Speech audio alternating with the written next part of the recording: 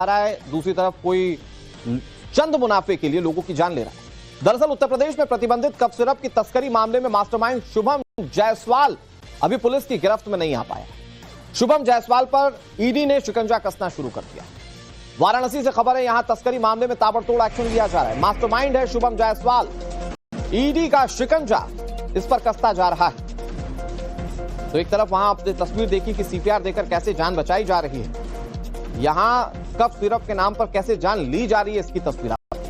शुभम जायसवाल कफ syrup कांड के mastermind के रूप में जाना जा रहा है और अब इसके खिलाफ ईडी की कार्रवाई शुरू हो चुकी है। इसके 2 घरों पर ईडी ने नोटिस चस्पा कर दिया है। कोडीन युक्त कफ सिरप की तस्करी का मास्टरमाइंड है शुभम जायसवाल। अवैध तरीके से नशे के लिए प्रयोग किए जाने वाले सिरप की करोड़ों की तस्करी के मामले में एफआईआर दर्ज होने के बाद ईडी की 3 सदस्यीय टीम ने वाराणसी में शुभम के घरों पर नोटिस चस्पा किया। हमारे सहयोगी आशुतोष सिंह की यह रिपोर्ट आप देखिए, वो आपको सारी कहानी समझाएंगे।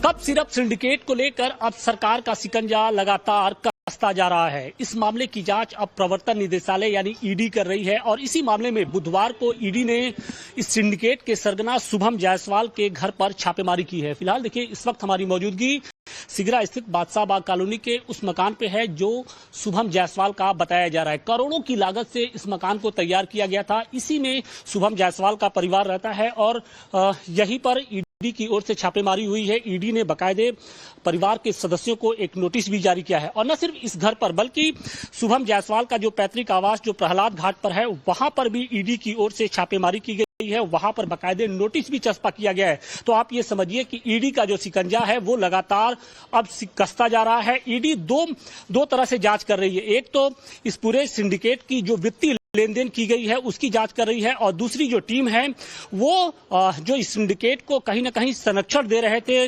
उनकी धरपकड़ के लिए कोशिशें तेज कर दी गई है, क्योंकि बहुत सारे ऐसे सफेदपोश लोग हैं जो इस सिंडिकेट में शामिल लोगों को शरण दे रहे थे। फिलहाल ईडी की ओर से अब सभी जो लोग हैं जो इसमें आरोपी बताए जा रहे हैं उनकी कुंडली खंगाली जा रही है। फिलहाल आप तस्वीरें देखिए कि ये शुभम जायसवाल का घर है। 1 साल पहले ही उसने इस घर को बनवाया था और अभी भी देखिए परिवार के जो सदस्य हैं वो इस घर के अंदर मौजूद हैं। हालांकि शुभम जायसवाल के जो पिता हैं भोला जायसवाल, उनकी गिरफ्तारी हो चुकी है। इसके अलावा जो दूसरे सदस्य हैं अमित सिंह टाटा के अलावा आलोक सिंह जो एसटीएफ का बर्खास्त सिपाही बताया जा रहा है, जो इस सिंडिकेट का मास्टरमाइंड बताया जा रहा है, उसकी भी गिरफ्तारी हो चुकी है। तो फिलहाल ईडी ने अब शिकंजा कसना शुरू कर दिया है। ईडी की ओर से छापेमारी की गई है और शुभम जायसवाल से जुड़े जो तमाम जो दस्तावेज हैं, इस कफ सिरप सिंडिकेट से जुड़े जो तमाम दस्तावेज हैं उनको खंगाला जा रहा है। शुभम जायसवाल के परिवार को यह कहा गया है कि पैन कार्ड, आधार कार्ड और बैंक डिटेल के साथ वो ईडी के कार्यालय में उपस्थित हो।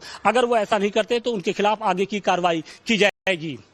वाराणसी से मनीष दुबे के साथ Ashutosh Singh, Times of Navbharat. Cough syrup कांड के मास्टरमाइंड शुभम जायसवाल की गिरफ्तारी को लेकर पुलिस ने लुकआउट नोटिस जारी कर दिया है। शुभम के पिता भोला प्रसाद को पुलिस ने गिरफ्तार कर लिया।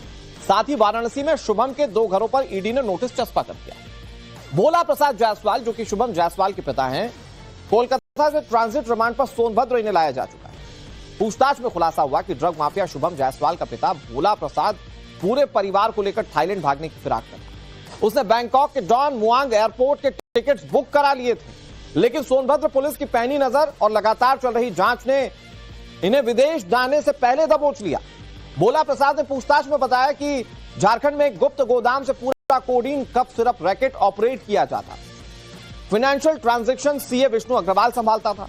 एसआईटी और 4 जिलों की पुलिस भोला से अलग अलग पूछताछ करेंगी ताकि इस पूरे कफ सिरप सिंडिकेट के बारे में पता चल पाए।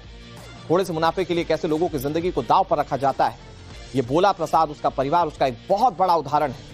भोला प्रसाद सलाखों के पीछे जा चुका है। इसका बेटा शुभम, जिसको ढूंढने के लिए पुलिस लगातार ऑपरेशन चला रही।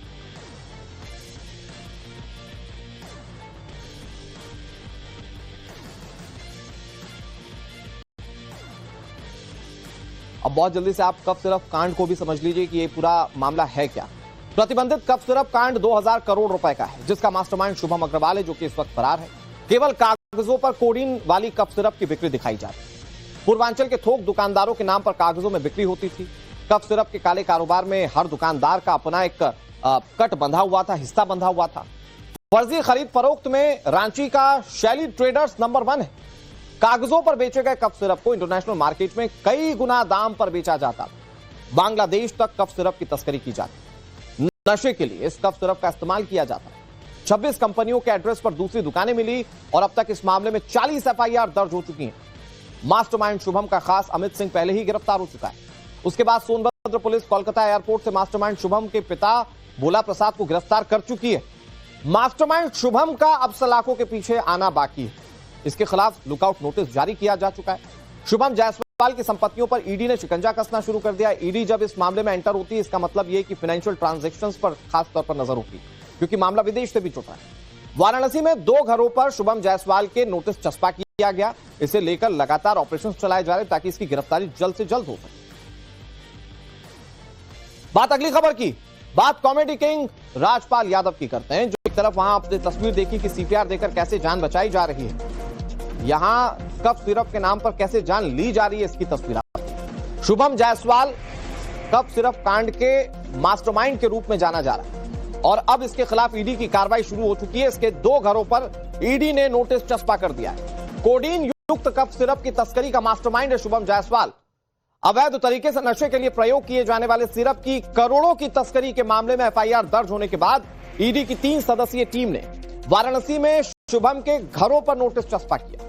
हमारे सहयोगी आशुतोष सिंह की यह रिपोर्ट आप देखिए, वो आपको सारी कहानी समझाएंगे।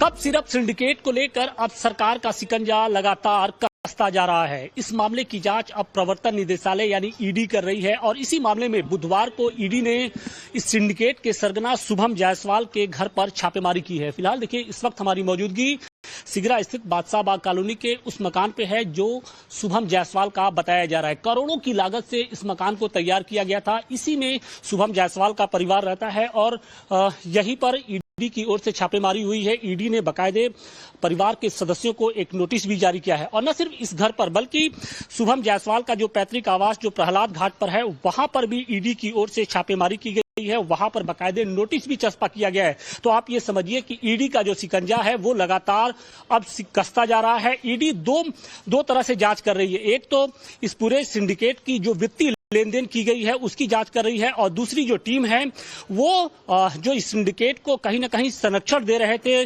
उनकी धरपकड़ के लिए कोशिशें तेज कर दी गई है, क्योंकि बहुत सारे ऐसे सफेदपोश लोग हैं जो इस सिंडिकेट में शामिल लोगों को शरण दे रहे थे। फिलहाल ईडी की ओर से अब सभी जो लोग हैं जो इसमें आरोपी बताए जा रहे हैं उनकी कुंडली खंगाली जा रही है। फिलहाल आप तस्वीरें देखिए कि ये शुभम जायसवाल का घर है। 1 साल पहले ही उसने इस घर को बनवाया था और अभी भी देखिए परिवार के जो सदस्य हैं वो इस घर के अंदर मौजूद है। हालांकि शुभम जायसवाल के जो पिता हैं भोला जायसवाल, उनकी गिरफ्तारी हो चुकी है। इसके अलावा जो दूसरे सदस्य हैं अमित सिंह टाटा के अलावा आलोक सिंह जो एसटीएफ का बर्खास्त सिपाही बताया जा रहा है, जो इस सिंडिकेट का मास्टरमाइंड बताया जा रहा है, उसकी भी गिरफ्तारी हो चुकी है। तो फिलहाल ईडी ने अब शिकंजा कसना शुरू कर दिया है। ईडी की ओर से छापेमारी की गई है और शुभम जायसवाल से जुड़े जो तमाम जो दस्तावेज है, इस कफ सिरप सिंडिकेट से जुड़े जो तमाम दस्तावेज हैं उनको खंगाला जा रहा है। शुभम जायसवाल के परिवार को यह कहा गया है कि पैन कार्ड, आधार कार्ड और बैंक डिटेल के साथ वो ईडी के कार्यालय में उपस्थित हो।